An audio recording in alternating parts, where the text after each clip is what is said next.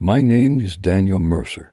I'm 41 years old, and for the longest time, I believed I understood what stability felt like. I lived in a quiet neighborhood on the north side of Portland, in a house I bought 8 years ago, back when life still made sense, back when trust still meant something. I thought I had everything a man could want: a wife I loved, a career that kept us comfortable, and the illusion that I had finally built a life that wouldn't collapse the way my childhood home once did. I met Elena 7 years ago, on a rainy September night in a bookstore downtown. She was leaning over a shelf, brushing her hair behind her ear, completely unaware that the sight of her had already sliced diagonally through my life. She laughed easily, spoke thoughtfully, and carried herself like someone who had lived 100 lives. I fell for her faster than I should have, and harder than I planned.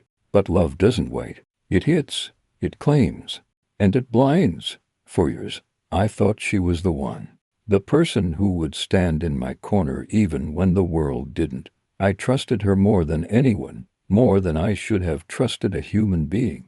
And because of that trust, I didn't notice the signs, not at first. Or maybe I did, but I chose not to see them. Sometimes denial feels safer than truth. Everything changed 3 months ago, and I can pinpoint the exact moment, the precise second, when the world under my feet shifted. It was a Tuesday evening, cold, unusually windy. I was driving home from work, exhausted but looking forward to the one thing that had always grounded me, her.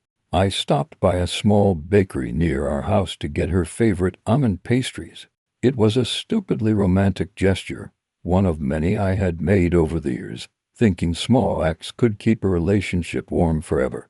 But when I turned onto our street, I saw a car parked outside, a black sedan I didn't recognize. At first, I assumed it belonged to a neighbor's visitor. Then I noticed something that made my chest tighten. The engine was still on, and the driver's seat was empty. I felt something cold crawl up my spine. I walked toward the house slowly, pastries in hand, my other hand tightening around the handle of my briefcase. And then I heard it: voices. A man's voice. And Elena's. Low, intimate, too close. I froze at the front door, my heart beat thundering against my ribs like it wanted to escape my chest altogether. The voices weren't arguing. They weren't talking casually. They were whispering the way lovers whisper when they think no one else is around. My throat went dry. Through the thin crack in the front curtains, I saw the silhouette of a man. Broad shoulders, confident stance, too comfortable in my home, too close to my wife. And then I heard her laugh, soft, breathy, the way she used to laugh with me in the early years. It felt like someone reached into my chest and twisted every nerve. I didn't storm inside. I didn't scream. I didn't break the door open. Instead, I stood there in the cold air of the dying evening, pastries trembling in my hand, as the world I had built with my own two hands quietly fractured. I turned around. I walked back to my car. I sat inside and stared at the steering wheel for a long time, long enough for my face to go numb. I didn't cry. I didn't shout. I felt nothing. A hollow, echoing nothing. But something inside me shifted that night. Something fundamental. And the man I had been trusting, loving, forgiving, died quietly in the front seat of my car. The man who stepped out afterward was someone else entirely.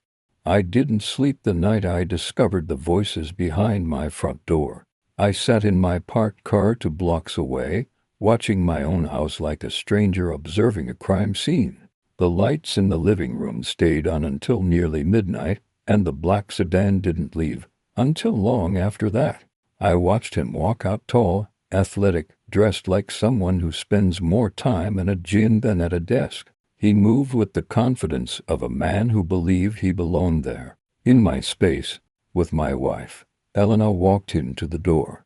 She didn't kiss him, at least not where I could see, but the way she touched his arm, gentle, familiar, too effortless, was enough to confirm what my heart already knew.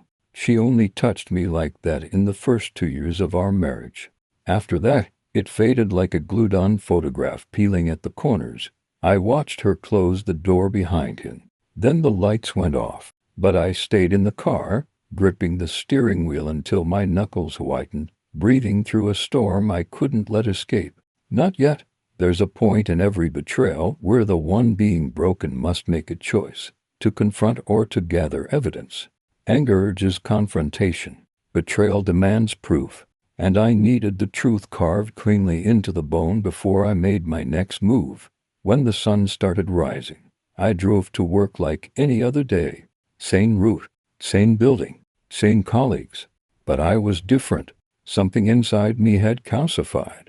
My usual calm had been replaced by a chilling clarity. At lunchtime, I stepped up to call a private investigator. One name kept appearing in local reviews, a man named Carter Briggs, former police detective, quiet reputation, expensive, efficient, exactly what I needed. He answered on the second ring. "Briggs, I need to know if my wife is cheating," I said bluntly, surprised by how steady my voice sounded. A moment of silence, then a sharp exhale. "Name, address, and whatever you already know." I gave him everything: the car, the appearance, the time frame, even the sound of the man's voice from behind the door. He told me he'd call when he had the first update. That was it. Transaction complete. When I left work early that day, I didn't go home. I waited in another parking lot, stomach clenched, mind replaying every moment of the past 7 years with Elena, the first kiss, the first trip we took to the coast, the way she cried at our wedding because she claimed she had never felt so safe. What a joke that line felt like now. When I finally drove home, Elena was already inside. She acted completely normal. Too normal. She kissed my cheek, told me she'd made pasta, asked how work was, all with the shape of a woman who wasn't carrying the weight of betrayal, or worse, she was good at hiding it. For the first time, I couldn't meet her eyes. I murmured something about being tired and ate in silence. She talked about her day at the office, about a new coworker named Jason, someone she described as really competent and easy to collaborate with. Jason. The name felt like a blade tracing the inside of my chest. I asked casually, "How long have you known him?" "Oh, a few weeks," she said. "Why?" "Just curious." She didn't look up from her plate, and I studied every twitch of her expression, every breath she took. My Elena, the woman I thought I knew down to her bones, had secrets swirling behind her eyes. That night she fell asleep in my arms as if nothing had shifted, as if she wasn't tearing us apart thread by thread. I stared at the ceiling for hours, her breathing steady beside me, the scent of her hair filling the room like a memory. I was already mourning. 2 days later, Briggs called. "Got something for you." My stomach tightened. "Tell me." "She's been meeting him after work. Same guy you saw. They had dinner together twice. He walked her to her car both times. Yesterday he put his hand on her waist. She didn't move away." I closed my eyes. The world tilted. "That's not all," Briggs continued. "I've got photos. You'll want to see them." I told him to send everything to my private email. He did. 16 photos. The moment I opened the first one, something in me snapped quietly, like a string breaking under too much tension. In the picture, Elena was smiling in a way she hadn't smiled with me in years, wide, bright, unguarded. A smile saved for someone she wanted, someone she chose. The man Jason was leaning in slightly, his hand low on her back, far too comfortable, too familiar. I stared at the image for so long my eyes burned. No screaming, no rage, just a cold, precise awareness settling into my bones. She wasn't drifting away, she was gone. And I didn't lose her. She gave herself away. When I closed my laptop, I felt my heart beat steady for the first time since that night outside our house. Not calm or colder, focused up, because now I had proof. Now I had direction. And now the real story, the one after betrayal, was ready to begin. I didn't sleep the night after I found the message on Lily's phone. Not a second. I sat on the edge of our bed, staring at the door to the hallway as if she might walk in and confess, apologize, break down, explain anything. But she didn't. She slept on the couch, and for the first time in years, the house felt like a stranger's home. Not ours. Morning came like a punishment. Gray light, heavy silence. I went downstairs, and she was already in the kitchen, fully dressed, as if she'd been preparing her lines all night. Morning, she said quietly. I didn't answer. I just poured myself coffee, hands trembling slightly. She noticed. Are we going to talk about yesterday? She asked carefully. I finally turned to look at her. You mean the part where another man calls you baby? Or the part where you saved his number under a fake name? She flinched. Her eyes dropped to the floor. And for a long moment she said nothing. Then, it's not what you think, I laughed. Not because it was funny, but because it was pathetic how predictable this defense was. Then what is it, Lily? Go on. I'd love to hear this version. She swallowed. I was confused. I felt alone. We've been distant. You work late. You're tired all the time. So you texted another man. I cut her off. That fixes distance for you. Her voice trembled. I just needed someone to talk to. That's the oldest lie ever told. She looked up sharply. It wasn't physical. And that makes it better. I stepped closer. Tell me his name. She hesitated. That was all I needed. Guilt always shows itself in hesitation. I'm not doing this with you, she whispered. And she brushed past me, heading to the door. Where are you going? I asked. Work. You think you're just walking out. She turned, eyes cold in a way I'd never seen before. I can't stand here and be interrogated like a criminal. What would you call it then? She didn't answer. She left. The moment the door clicked shut, something inside me snapped, not loudly, more like a quiet break, a clean fracture, the kind that doesn't hurt until later. I sat alone in the silence of the house, staring at her empty coffee cup on the table. It felt symbolic. Everything she touched felt like a line. Now done around noon. I finally stood up and drove to work, though I barely remember the drive. I went through meetings like a ghost. Smile here, nod there. Pretend everything is fine. Pretend your heart isn't rotting inside your chest. My colleague Mark noticed. You okay, man? You look like hell. I forced a laugh. Rough morning. He didn't push. He knew better. When I got home that evening, Lily's car was in the driveway. I walked inside, and she was sitting at the dining table, hands clasped, shoulders tense. She had printed papers in front of her. What's this? I asked. She pushed them toward me. Couples therapy brochures. I stared at them for a long moment. You think therapy will fix betrayal? It wasn't betrayal, she said softly. I swear I never touched him. I lost myself, and he was a distraction. It's stupid, and I regret it. You regret getting caught, I corrected. She wiped a tear. I want us to work. I still love you. That's not love. Then what do you want from me? She suddenly snapped. Blood? Punishment. What do you want me to say? The anger in her voice was like gasoline on fire. I leaned forward. I want the truth. The absolute truth. She went silent. Then she whispered, Fine. His name is Evan. We met at the gym. We talked a few times. He flirted. I didn't stop him. I liked the attention. I liked feeling wanted. I closed my eyes. There it was. The knife. The twist. When I opened them again, she was crying. I'm sorry. Please, I don't want to lose you. For a moment, I almost believed her, almost. But something in her confession felt incomplete, like she'd told me just enough to calm me down, but not the whole truth. And the worst part, I could sense it deep in my bones.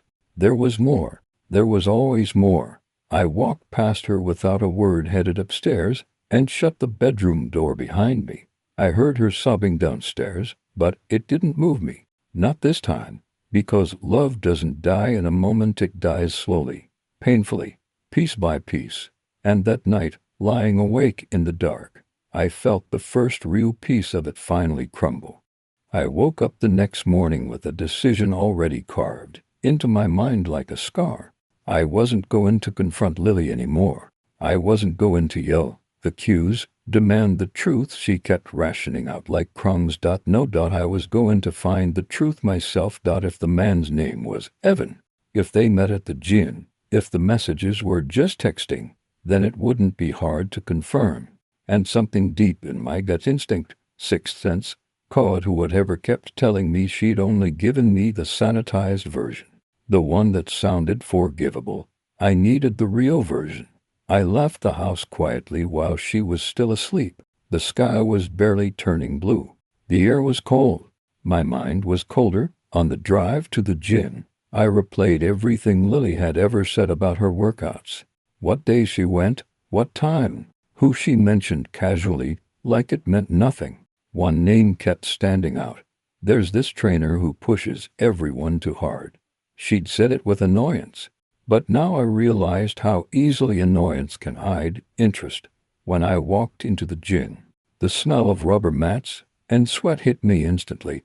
The receptionist, a young guy with an easy smile, looked up. Morning. Checking in. No, I'm looking for someone, I said, keeping my tone neutral. A trainer named Evan. His smile faded just a little, barely noticeable, but I caught it.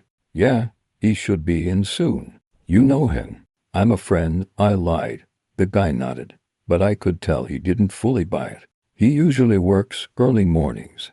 If he's not in the main room, he's upstairs. I thanked him and walked deeper into the gym. People were already lifting, running, sweating through their routines. None of them mattered. I scanned every corner, every face. And then I saw him. Tall, athletic, that easy confidence you only get from having too many people admire you. He was laughing with a client, adjusting her posture, touching her shoulder just a little too casually. I watched him for a full minute. Every second made something twist darker inside me. Was this really the type of man Lily threw our relationship away for? Some gym flirt with a perfect jawline and empty charm. He glanced in my direction, not recognizing me, not caring. Why would he? To him, I was just another man in the room, but to me, he was the embodiment of every unanswered question. I walked toward him. Evan, I said. He turned, smiling slightly. Yeah, need something. I'm Lily Carter's husband. The smile died. He straightened. Oh, okay, right? Look, man, I cut him off. I want the truth. Did something happen between you two? His jaw tightened. His eyes darted away for a second. Not long, but enough. Enough to tell me everything. Nothing happened, he said quickly. Too quickly. We just talked. She flirted a bit. It wasn't serious. Flirted, I repeated. How far did the flirting go? He didn't answer. That silence was gasoline. And I'd been carrying a match all morning. You see, I said quietly. She told me you were just texting. His eyes flicked back to mine, this time with a flash of fear. Look, he said, dropping his voice. I don't want trouble. She told me she was having problems at home. I shouldn't have gotten involved. I get that now. She told you personal things. I asked. He hesitated. Yeah?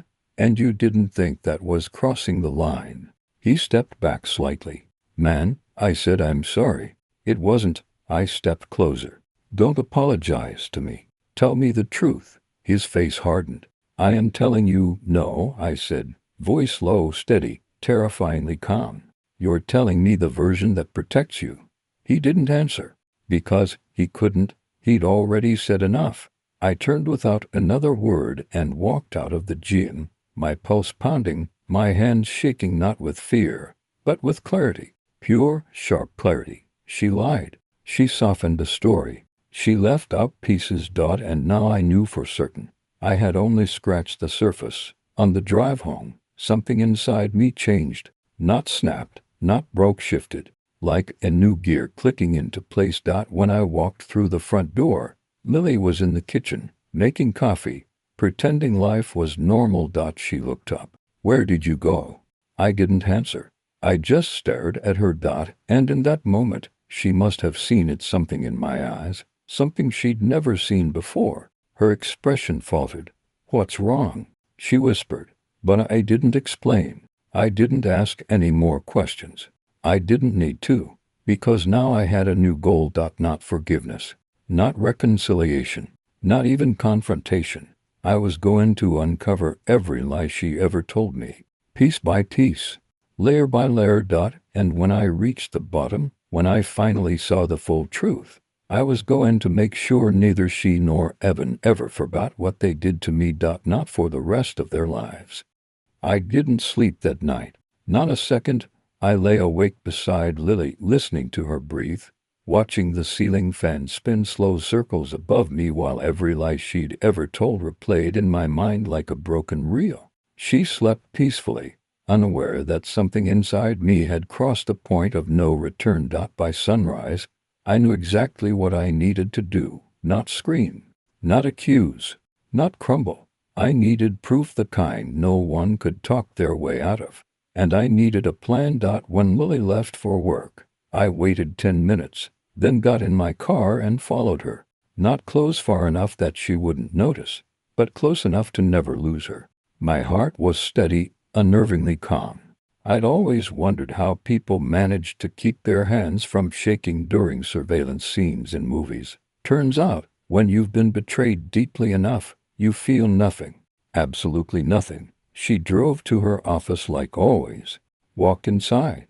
All normal. But I wasn't checking her office. I was checking his. I drove back to the gym. Parked across the street. Watched from my car. I felt like a stranger in my own life, watching everything through glass, detached, cold. At 10:14 a.m., Evan walked out of the building. He wasn't wearing gym clothes. He wasn't carrying his training bag. He got into his car and drove away. I followed. He had no idea I was behind him as he drove to a smaller business district, parked, and walked into a cafe. Not the expensive kind, just a quiet, hidden one. A place designed for conversations you didn't want overheard. I waited, and at 10:27 a.m., my world shifted again, because Lily walked in, not dressed for her office, not carrying her usual bags, wearing jeans, a jacket, hair pulled back, no work badge, like someone meeting a lover casually. I didn't feel anger then. No heat, no trembling. Just a cold, deep understanding. She hadn't told me the truth. Not even close. I got out of my car, walked slowly toward the cafe, and stopped right outside the window where they sat, two people leaning close, whispering, laughing softly, like nothing ever mattered except the secret between them. Evan touched her wrist. She didn't pull away. And when she looked up and saw me standing outside the glass, her face collapsed. Pure panic. She froze, hand halfway to her coffee, eyes wide and terrified like a child caught stealing. Evan turned, saw me, and instantly straightened, guilt flooding his expression. I didn't go inside. I didn't scream. I didn't make a scene. I just looked at her, really looked at her until she couldn't hold my gaze. Then I turned and walked away. Not because I was weak, not because I was scared, but because I realized something far darker. They weren't worth the rage. They weren't worth losing control. They weren't worth burning myself for. But their lives, their reputations, their comfortable little secret, those were worth something. When Lily got home that evening, she didn't even close the door before breaking down. "Please," he sobbed, falling to her knees. "I can explain. I didn't mean for it to happen." "Stop." My voice was so steady it scared even me. She froze. "You've lied enough. I don't need your explanations. I already know more than you think." She covered her face, shoulders shaking. "I'm sorry. I'm so sorry." But apologies were meaningless now.